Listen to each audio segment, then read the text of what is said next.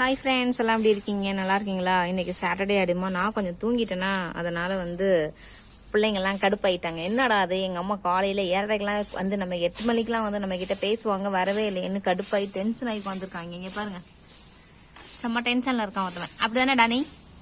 ஆமாவா இல்லையா? ஐயோ, ஆமாவா ஆமாவா இல்லையானா ஆமாங்கிறான். ஆமா தானே? டென்ஷன் ஆகிட்டீல டென்ஷன் ஆகிட்டீல பாருன்னு. நீ ஏன் வரல? நாங்க எவ்வளவு நீ தூங்குனா நாங்க என்ன பண்றது?